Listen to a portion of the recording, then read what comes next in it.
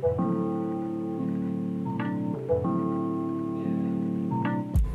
んにちは。今回は GB400TT のフロントフォークオイル交換をします。前回交換から1年ほど経つのと、前回柔らかめなオイルを入れたためか、減衰に物足りなさを感じてきたためです。GB400TT のフロントフォークオイル交換はとても簡単で、動画にすると6分少々の動画となりますので、ぜひ最後までお付き合いください。それでは作業開始です。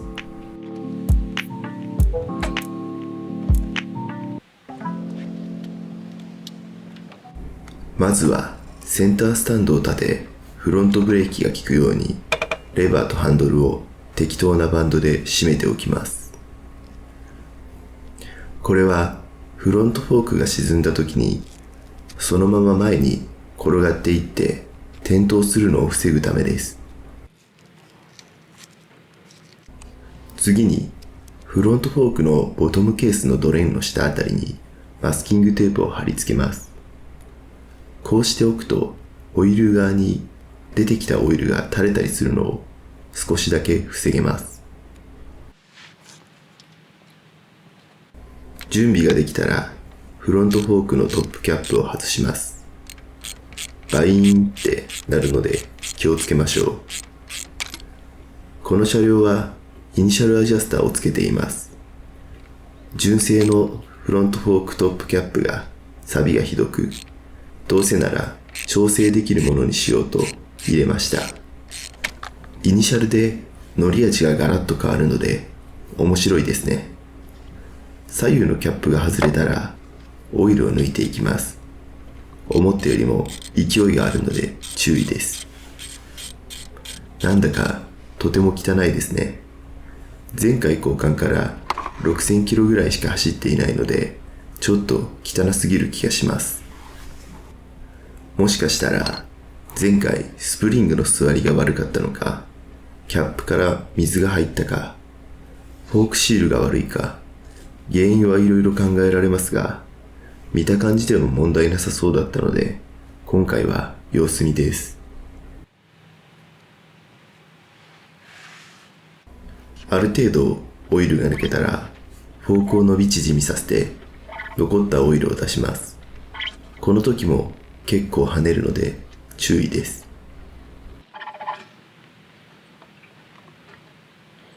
フォークオイルがほぼ抜けたので拭いてみると、汚れの左右差があります。右フォークはピンク色を保っているので、やはり左フォークは何か問題を抱えていそうです。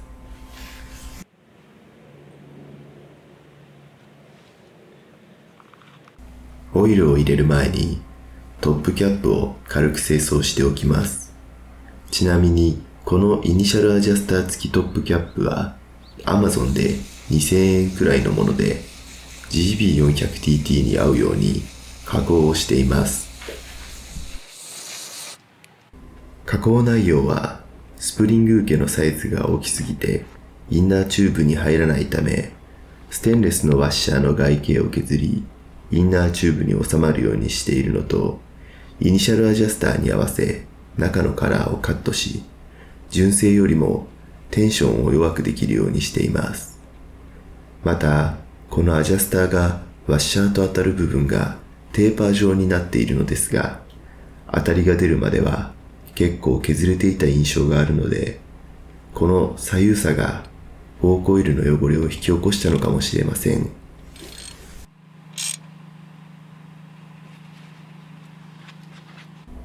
今回使用するフォークオイルは川崎の G15 です。前回は G5 にしていて、その前は G10 でした。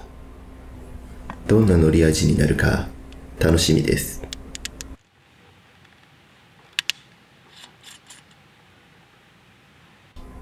GB400TT のフロントフォークのオイル量は 315cc です。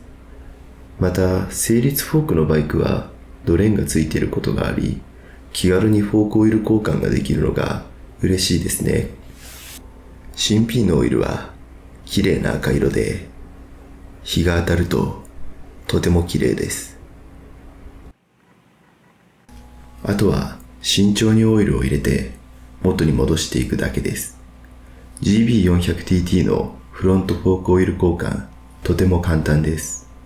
オーバーホールしろよという声が聞こえてきそうですが、2月頃に車検なので、その時にまたオイルの汚れを見て、汚れが続くようであれば、フォークのオーバーホールもしたいと思います。フォークのオーバーホールはあまり好きじゃないのでしたくないですが、以前クラストラッカーの整備をした時にダンパーロットボルトが舐めたことがあり、ヒヤヒヤしながらドリルでボルトの頭を飛ばして分解したので、少しトラウマです。さて、作業は終わりです。少しだけデイトナのリアサスの改修をご紹介します。アジャスターの外装とシュラウドは純正を加工したものをつけています。地味な作業なので、興味がある方はコメントください。では、少しだけ走りに行きましょう。ちょっと伸びが遅くなった気がします。 G10 くらいがちょうど良かったかもしれません。イニシャルも要調整ですね。さて、今回の動画は以上です。皆さんの感想やご意見をお待ちしております。